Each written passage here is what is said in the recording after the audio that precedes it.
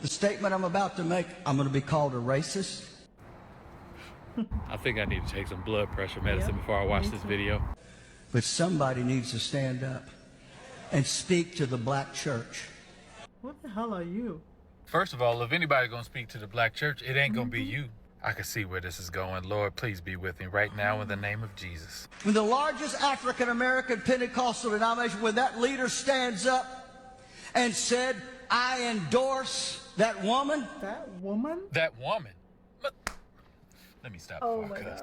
Sir, and I say this, sir, with all due disrespect, that woman is your vice president of the United States. And the black church votes predominantly for the party that is anti-God. What's going on here?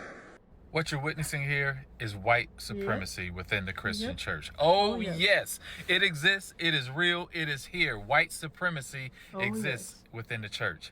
Who is this man to stand in a pulpit, proclaim that he's a man of God, and chastise the black church and tell us that we're ungodly?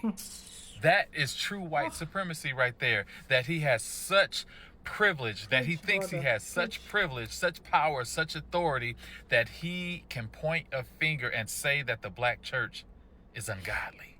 If 1860 was today, they wouldn't say a word about preachers preaching against slavery. If 1860 was today, we wouldn't say a word about anything out of fear for our lives. We would be hung, we would be lynched for just speaking out of place. If 1860 was today. Matter of fact, it feels like 1860. So then why will not the African American church stand up for righteousness? Now, the next thing I'm about to say, I'm not saying this about all white churches, because there are many white churches that I love and respect, and y'all know I rock with y'all. But for those other white churches that I'm talking to right now, you see, the truth is, the black church has been standing up for righteousness long before the white church. When the pews of the white church was filled with slave masters, the black church was praying for their freedom. When the white church believed that we were just 3/5 of a human being, the black church was telling us to still hold our head up high and keep our dignity. When members of the white church didn't want our children in their schools, the black church was fighting for our schools to be integrated. When the white church had people like Bull Connor in their pews, the black church had people like Martin Luther King and John Lewis who were marching for our freedom and our equality.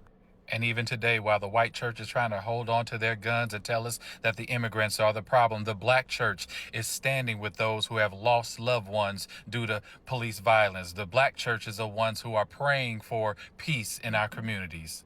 So for all the Trump supporters out there, you're going to vote for Trump in 2 weeks. You may not agree with this pastor, but he's sure enough on your team. Y'all wear the same uniform. Y'all run the same plays.